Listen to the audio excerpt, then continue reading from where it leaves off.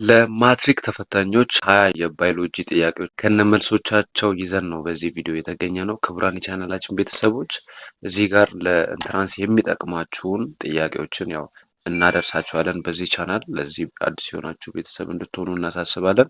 ቀጥታ ወደ ቪዲዮቹ እስቲ እነዚህን ጥያቄዎች ፈታ በሉባቸው። ማለትም ጥያቄ መስራት ለእናንተ በጣም መልካም ስለሆነ በዚህ ሰዓት ጊዜያቶቹ እየሮጡ ስለሆነ ቀናቶች እያለቁ ነው ያሉት ለፈተናቸው ያለው ጊዜ። ስለዚህ ጥያቄዎችን እስቲ አንድ ላይ እንስራ። which of the following is not a branch of biology? የባዮሎጂ ብራንች ያልሆነው የትኛው ነው ከነዚህ ውስጥ? ዞሎጂ፣ ቦታኒ፣ ፊዚክስ፣ ማይክሮባዮሎጂ። ይሄ በጣም ቀላል ጥያቄ ኦብቪየስ ነው። ፊዚክስ ነው የባዮሎጂ ብራንች ወይም ደግሞ የባዮሎጂ ክፍል ያልሆነው ምንድን ነው? ፊዚክስ ነው ከነዚህ ውስጥ ማለት ነው። ኩዌሽን ነምበር ዘ ስተዲ ኦፍ ዘ ኤርዝ ሊቪንግ ኦርጋኒዝም ኤንድ ዜር ኢንተራክሽን ዊዝ ዘ ኤንቫይሮንመንት ኢዝ ኖን አስ ኤርዝ ሊቪንግ ኦርጋኒዝምስ ኤንድ ዜር ኢንተራክሽን ዊዝ ዘ ኤንቫይሮንመንት።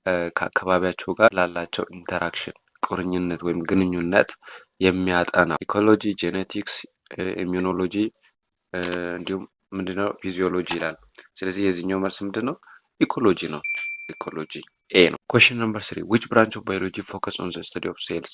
ይሄ በጣም ቀላል ነው፣ ምክንያቱም ብዙ ጊዜ የምታጠኑት ነው ብዬ አስባለሁ። ስለ ሴል የሚያጠናው ፎከስ የሚያደርገው ወይም ደግሞ ስለ ሴል በደንብ በዋናነት የሚያጠናው የትኛው ነው የሚለው ማይክሮባዮሎጂ፣ ቦታኒ፣ ኢንቶሞሎጂ፣ ማይኮሎጂ ይላል። ስለዚህ ማይክሮባዮሎጂ ነው ስለ ሴል በዋናነት የሚያጠናው። እሺ ኩዌሽን ነምበር 4 the study of the structure and function of genes is known as። ስለ ጂን የሚያጠናው ምንድን ነው? ይህም ቀላል ነው በጣም። ስለ ጂን የሚያጠናው ምን ይመስላችኋል? ኦብቪየስ ነው። ይህን እንዲሁም ምርጫውም ገባ እንገባ ጄኔቲክስ ነው መልሱ። ወደ አምስተኛው ጥያቄ እንምጣ። which of the following is a sub field of biology that involves the study of insects?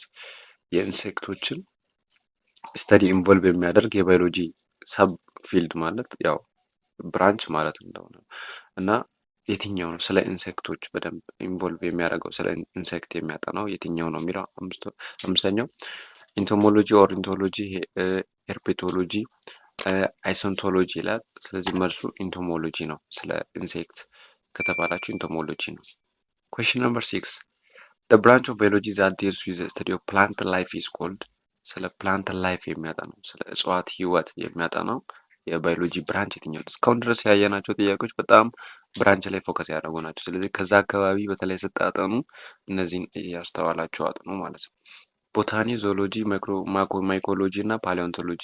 ስለ ፕላንት ላይፍ የሚያጠናው የትኛው ነው የሚለው ይሄ ቦታኒ ነው። ዞሎጂ ስለ እንስሳት ነው ይሄኛው። ማይኮሎጂም ስለ ማይክሮ ኦርጋኒዝም ነው። ስለዚህ ቦታኒ ነው መልሱ ኤ። 7 the study of the classification evaluation። ይሄ በጣም ማንም ሰው ሊመልሰው ይችላል ብዬ አስባለሁ። ታክሶኖሚ ቀጥታ እንለፈው።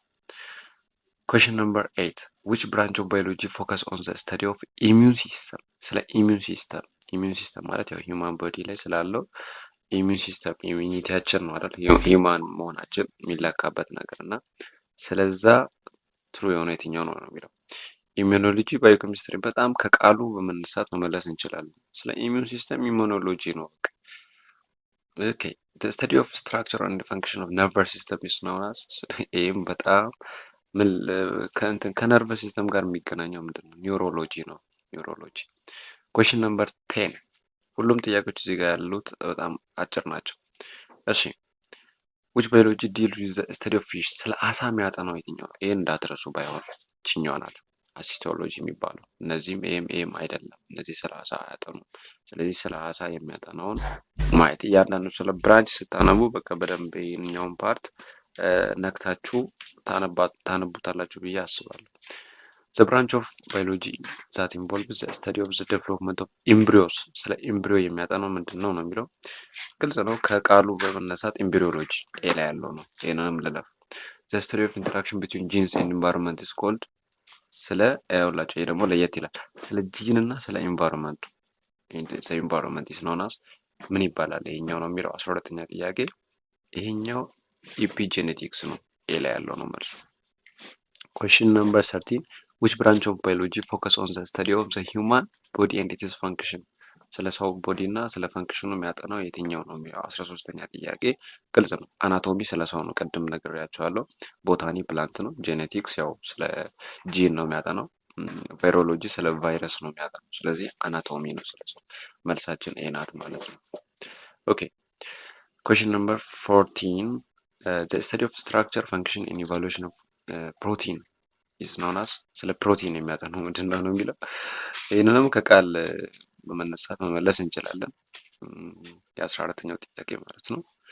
የዚህኛው ስለ ፕሮቲን ግን የሚያጠናው ምንድን ነው? ባዮ ኬሚስትሪ ፕሮቶሚክስ ምናምን ብላችሁ እንዳትበሉ። ይሄ አይደለም። ስለ ፕሮቲን ስለ ምናምን የሚያጠናው ስለ ኢቫሉዌሽን ኦፍ ፕሮቲን ስትራክቸር የሚያጠናው ምንድን ነው ማለት ነው? ባዮ ኬሚስትሪ ነው። ኩዌሽን ነምበር 14 ሲ ነው።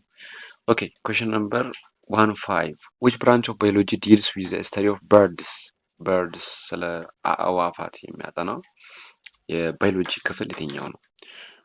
ኦሪንቶሎጂ ነው? ኢንቲሞሎጂ ነው?